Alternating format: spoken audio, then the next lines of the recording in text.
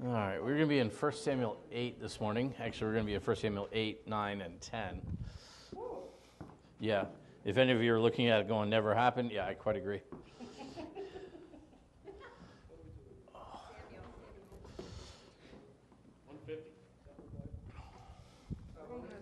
150. Or navigate to. All right. I'm going to play a moment of Trivial Pursuit. Oh, no. See if you can identify. Jesus. Okay, this falls into the other 10%. Since 90% of the answers in church are Jesus or God, this is the other 10%. 1 Samuel 8, yes. So I'm going to give you a slogan, and I want you to tell me the company whose slogan it is. Okay. See, I think you could probably get most of these. You deserve a break today.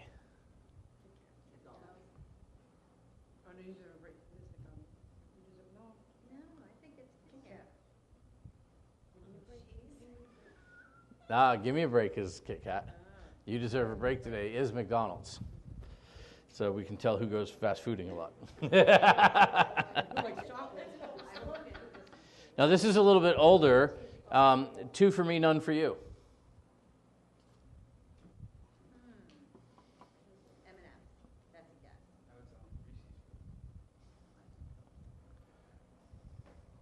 Nobody? T. Huh? Twix. So it's an older one. It was before they had the left and the right campaign they did.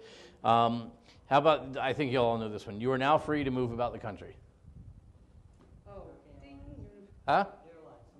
That is Southwest. Southwest Airlines. Good. I can hear it. Ding. This one was a little more obscure, even though I'm in the industry. Think what we can do for you.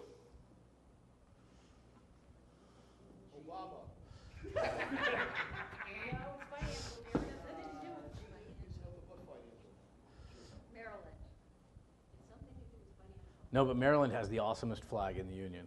Anyway. They don't have like the white surrender flag like we have.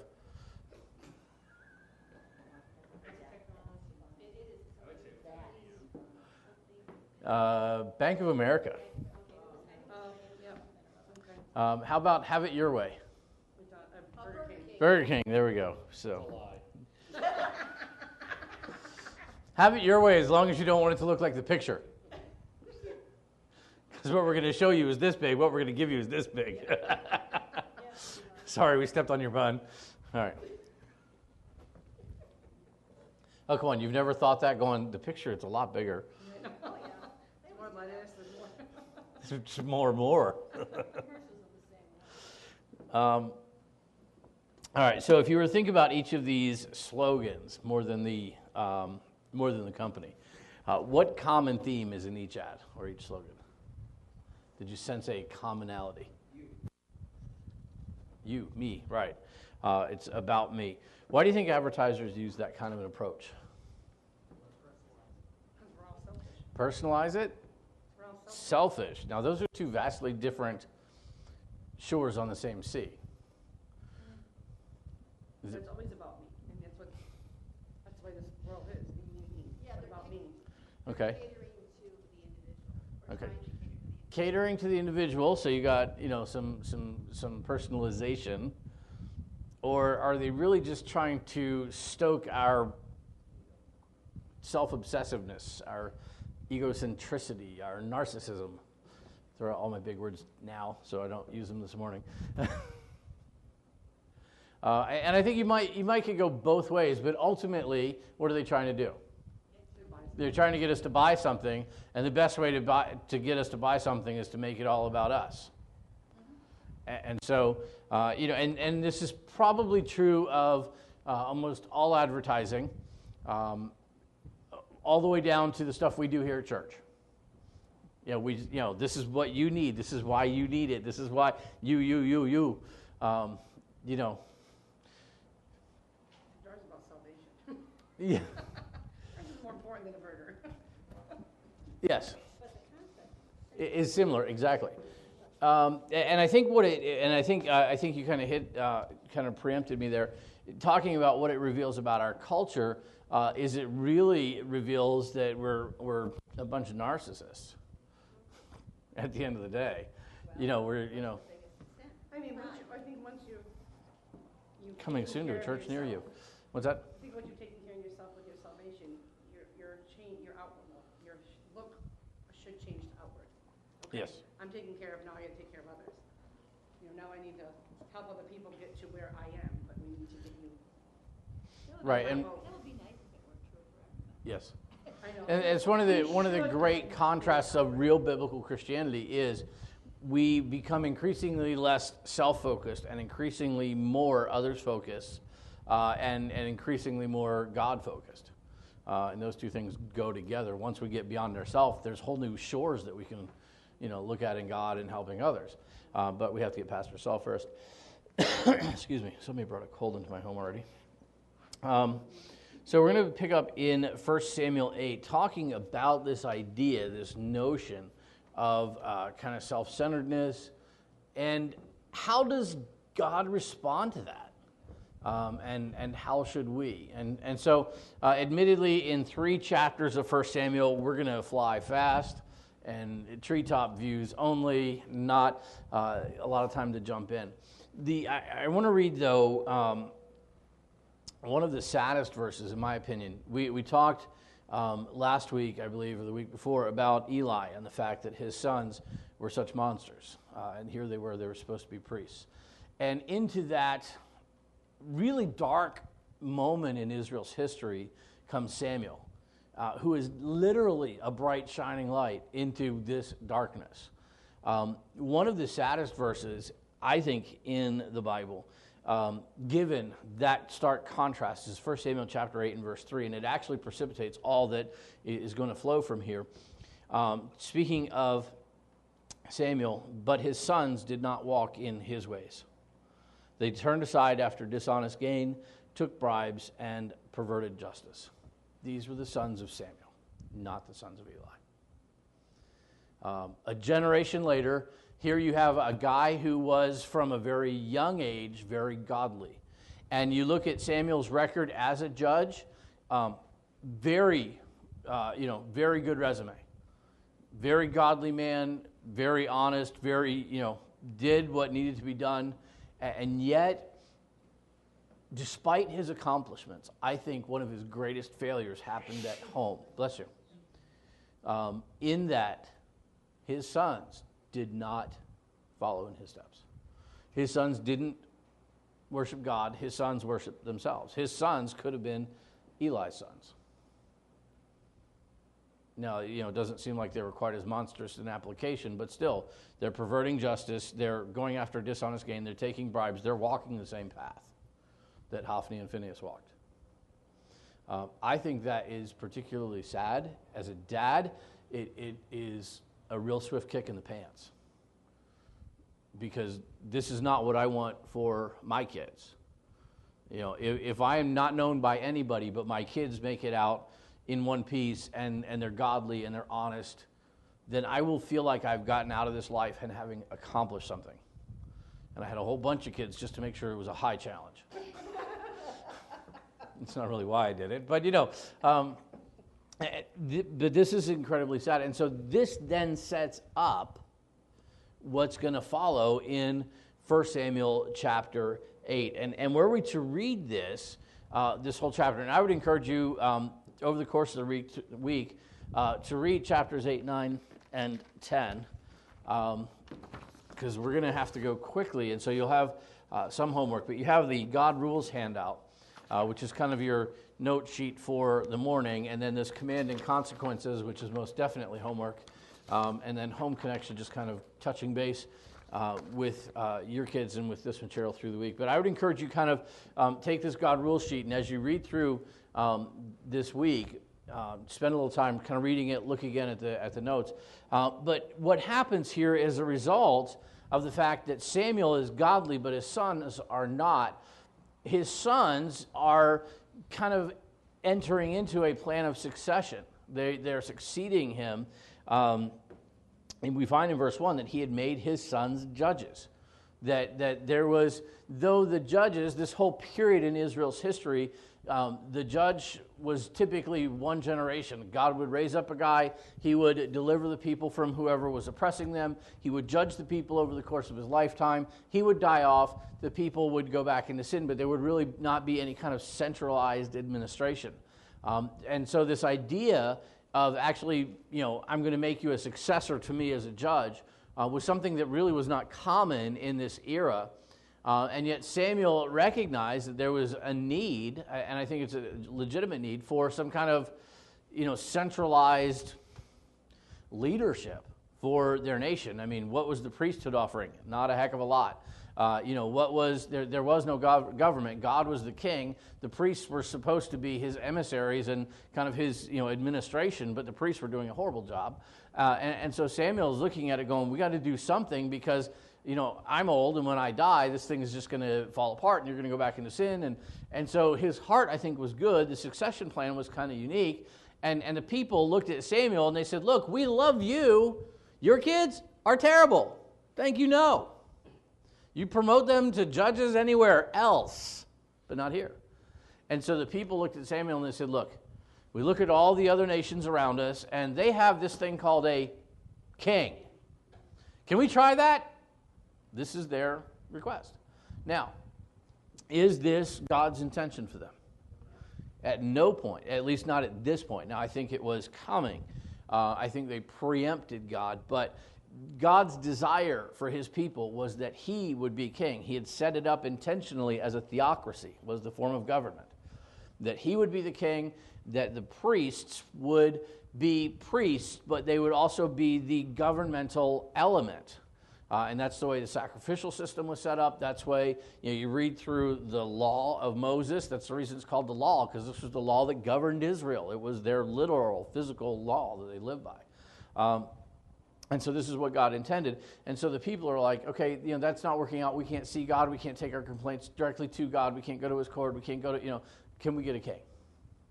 And that was their request. Now, if you're God, what do you say? Huh? I am your God. Right. I am your God. I am your king. Yeah, the answer is no. But fortunately, none of us are actually God. Have you realized that's a blessing for the rest of us? Because it just wouldn't work out so well. And so God actually allows them, because they have made a request, God honors that request, and he allows them to have a king. And he provides that for them. And so the first thing that we see here is, just like at Burger King, we can have it our way if we insist. And sometimes you do have to go back in through the drive-thru and go back into the store and say, no, you didn't have it my way, make it again. You can have it your way if you insist. And so the people insisted. Samuel tried to deflect them. And Samuel tried to say, look, man, if you have a king, understand what you're getting. You're getting a guy who's going to tax you. You're getting a guy who is going to build his empire for his glory and his benefit, not yours. You're going to have a guy who is going to draft your sons, turn them into soldiers, march them into battle, and kill them. And he's trying to, paint this really, very picturesque scene of what it's going to be like to have a king. And the people are like, okay, we want one. And so God actually allowed them, because of their request, because of their desire, to have a king. And so, it's all about us. And God says, okay, you insist. I will give you a king. And so he gave them Israel's first king, whose name was Saul. I think that God probably was going to move Israel to a monarchy anyway. And this is just conjecture, because we clearly don't know this. I think he was going to move them to a monarchy at some point anyway. I think it was one generation away, and I think David was going to be the first king. What is interesting is, if you comparing a lot of Old Testament promises and prophets, you go back to the book of Genesis. Israel, Jacob, as he is dying, makes prophecies and gives prophecies to his 12 sons. Do you remember this? It's Genesis 49, Genesis 50. He makes a prophecy regarding Judah, and he says, the scepter will not pass from between his feet until Shiloh comes, until the Messiah comes to reign over his kingdom from Israel, that the scepter was going to be between Judah's feet. Judah is going to be the kingly tribe, or the tribe from which kings come. What's interesting in that is that David is from the tribe of Judah. He's a direct descendant of Judah the man, comes down through. Saul, on the other hand, anybody want to guess what tribe he was from? Okay, you're thinking it's not Judah. You're correct. So you've got 11 other choices. What's that? Benjamin is correct. Saul was a Benjamite. Any other Sauls from Benjamin that you know of? Interestingly enough, the Apostle Paul, whose first name was Saul, was also of the tribe of Benjamin. Just random trivia for you. How's that? And so God raises up and gives them this guy, Saul, to be their king. He is not of the tribe of Judah. I don't think this was God's choice. He just looked around and said, you. I don't know. I think that's kind of how it went. I don't know that God does that because, I really live by this maxim that, did it ever occur to you that nothing ever occurred to God? And so this wasn't a surprise. It didn't catch him off guard. But he picked Saul. He gave them Saul from the tribe of Benjamin. Now, what we see in Saul is that Saul is physically the right man for the job. Saul, and the way the Bible describes him in 1 Samuel 9, is that he was literally head and shoulders above everybody for height. He was just the biggest thug on the block. He was a big boy. And so, you look across all the Israelites, and boom, look, there's the head. And there's Saul. And so naturally, physically, he has that appearance of, you should be king, because you're just bigger than us. Right? And this is kind of our mindset. You go into in a combative area that they were in. You go into an era where championship warfare was not uncommon. You do want the biggest guy to be your king. Our fiction is rife with references to, the king is the biggest bully on the block, and if you want to be king, you just got to knock off the other guy. How many cultures have we seen where it's the toughest guy who rules? Might makes right, kind of an idea. And so Saul fit that particular model of what it should be to be king. Now, Saul was quite timid, though. The funny thing is, so God calls, tells Samuel, call everybody together. We're going to anoint this king, and let's do this. And so they bring everybody together. They blow the trumpets. Long live the king. Where is the king? Anybody guess where Saul was? Anybody remember? He was hiding, with the animals in the furniture. He was like crouched down behind some camel going, I hope they don't find me. Wearing a saddle. Talk about a horse's rear end. Anyway, sorry, did I say that out loud? And no, okay, good. and so this is Saul. I mean, he was very timid. He was very afraid to step into this particular role. He looked at himself and says, I'm not worthy of this. I'm not capable of this. And so this is kind of where we find Saul. And it's what we really find in our second point. And like I said, the points are a little disjointed here because we're going to move through a lot of chapters here quickly. But the second idea is that we can fulfill God's call if we will accept it. It wasn't that Saul was incapable. God had called him to this task. Was it God's first choice? No. But was it God's choice ultimately? Yes. God could have said no. And what are you going to do? I don't know. It didn't happen. He said yes. And so he made this choice. He appointed Saul as king. Saul's like, I can't do this. And God's like, yes, you can. You ever been there? Yeah, no. The reality is we are all flawed, fallen human beings. We all have shortcomings, and we know our own better than most. Unless we're particularly deluded, and then we think we're good. But you really don't want that kind of person in leadership.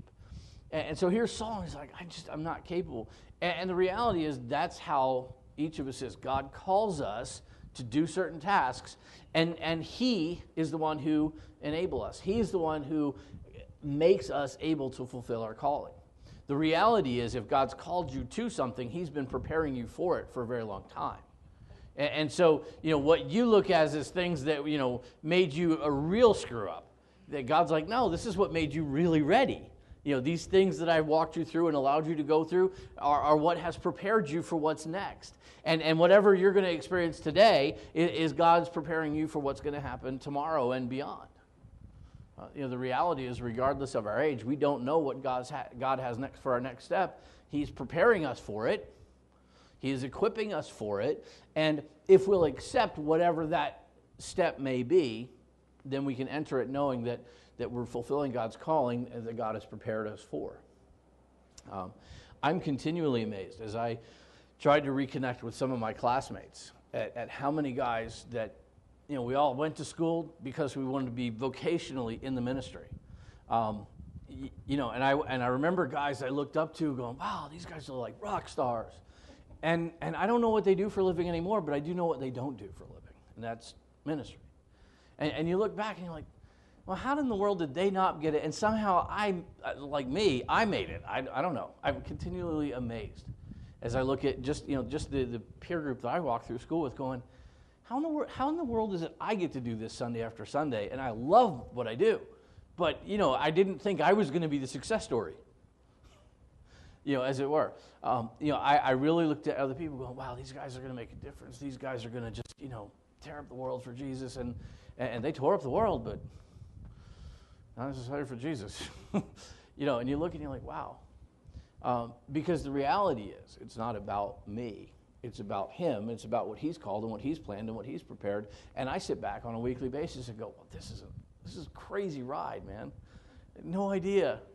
And I think, and that's just one example, and I think each of us have that we can look at something that God is either allowing us to do currently, has allowed us to do in the past, or God might allow us to do in the future, and we look at it and we're like, this just blows my mind. That God would, like me, who am I? And hopefully we each have those. And when we have those thoughts, when we have those moments, our inclination is to say, but God, I just not me. I'm not ready. I'm not able. The reality is, if God has called us to it, we can fulfill God's call. He's prepared us. He's equipped us, and he'll continue to do so. And so that's chapter 9, and it really kind of dovetails into to chapter 10 as well in 1 Samuel, that God is going to provide what we need if we trust him. So first we have to accept that call. First we have to accept that task, whatever it may be. And then it's not just accept it and like, thanks for the call, but God, bye, I got it from here, which is really intelligent, but people do that. People do that. Like, God gave me this, and so now I'm just running with it. Where's God? I don't know. He gave it to me. That worked out real well for Adam. He kind of took that approach there for a minute, right, in the garden. God gave me the stewardship of the garden. He's told me to go ahead and just manage the world, because that's, just him and Eve. And so, he was managing the world right into a graveyard. Where was God? We meet every once in a while, but I'm managing the world. And so we can accept God's call, but then we need to continue to trust God as we move in that calling. So, again, 3 quick points as you read through 1 Samuel 8, 9, and 10. If we insist on going our own way, God may allow us to do so. Understanding there will be consequences. Read through what Samuel said is going to be true of a king or of any human government and understand the mess we is in.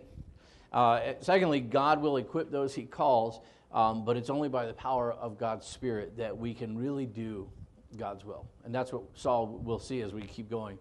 Saul's eventually going to run into, is that Saul's going to go from this guy who was the most qualified physically person to do this, but he doesn't feel qualified, so he's hiding out with the animals, to being a guy who kind of owns the job and thinks it should be his and doesn't need God, and boy, didn't he turn that into a mess. And so that's where we're going to move through. So let me encourage you, the God rules sheet, as just kind of a quick summation. Command and consequences is kind of your homework there, if you will. I know that's not a real popular word. Thank you. But just go through a couple of passages, and there's really only a couple, and they even did the first one for you, so it's easier. But just to kind of go through and look at a command that we're given, what's the positive results of obedience and what is a consequence of disobedience, because this is part and parcel of what we talked about. And again, then your home connection is there. All right. Any questions? Any comments? Concerns?